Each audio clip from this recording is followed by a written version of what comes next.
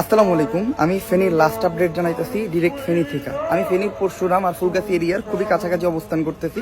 পরশুরাম আর ফুলগাছি তো পুরোপুরি পানির নিচেই, ওই জায়গায় শত শত মানুষ এখন পর্যন্ত আটকা পড়ে আছে, শুধুমাত্র উদ্ধার করতে পারতেছে না তাদেরকে বোটের অভাবে।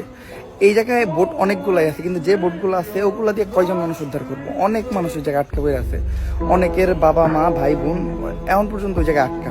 আমরা সবচেয়ে বড় ভুল করছি ঢাকার থেকে বোট না নিয়ে এসে। আসলে ওই টাইমে আমরা জানতাম না যে বোট পাওয়া যাবে না। আর তার থেকে বড় কথা হইলো ক্রমাগত ফেনীতে পানি বাড়তেছে। আমি যতটুকু শুনছি কুমিল্লার অনেক জায়গায় পানি কমা শুরু করছে, বাট ফেনীতে পানি বাড়তে আছে।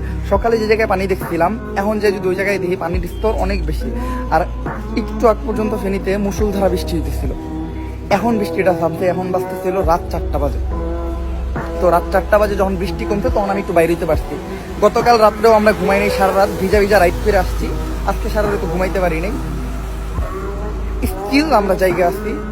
ভাবছি যে বৃষ্টিটা যদি কমে, একটু পরিবেশটা যদি শান্ত হয়, কোনো বোট টোট ম্যানেজ করে যদি ওই জায়গায় যেতে পারে। আমাদের বোট এখন পর্যন্ত আসতেছে চট্টগ্রাম থেকে, আমরা চট্টগ্রাম থেকে বোট আনতে দিয়েছি।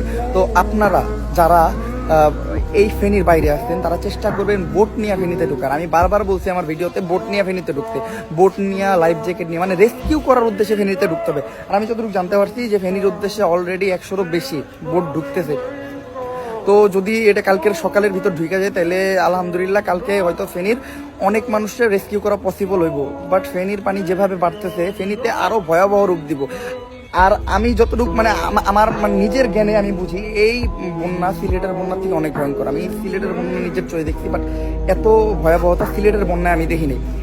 আমি গ্যারান্টি দিব, মানে অজস্র পরিবার ভাইসা গেছে, অনেক মানুষ মারা গেছে, এমন হইতে পারে, আমি জানি না।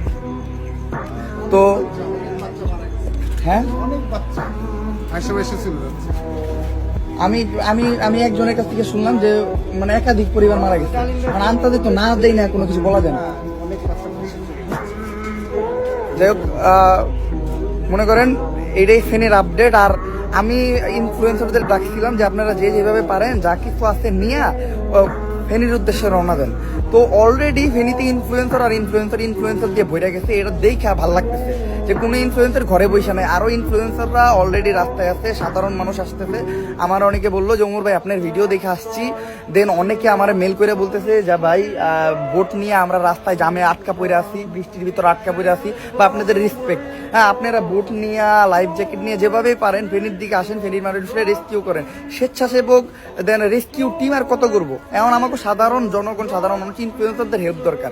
আমি আমার তরফ থেকে যতটুকু পারছি, আমি একটা পার্সন, আমি হয়তো কুমিল্লার দিকে ঢুকতাম, বাট ভাগ্যক্রমে আল্লাহ তাআলা আমার ফেনীর দিকে আনছে। তো আমি জাস্ট এইটা চিন্তা করছিলাম যে আমি ডাক দেই, যতজন আমি আনতে পারি। তো আমি ডাকছি, আমার ডাকে এত মানুষ সারা দিবে না, আমি মানে কোনো কল্পনাও করি নাই।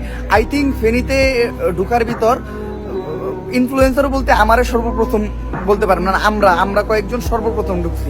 তো আমরা ঢুইকা যেভাবে মানে আমরা অলরেডি আমার সাথে ইনফ্লুয়েন্সাররা কন্ট্যাক্ট করতেছে যে ভাই কোথায় আছেন বা কোথায় যেতে পারি। তো এই ফেনীর যে হলো পরশুগ্রাম আর হলো ফুলগাছি, এই জায়গাগুলার অবস্থা মানে খুবই খারাপ। আপনি এদিকে আসেন, এদিকে রেস্কিউ করার অনেক দরকার আছে।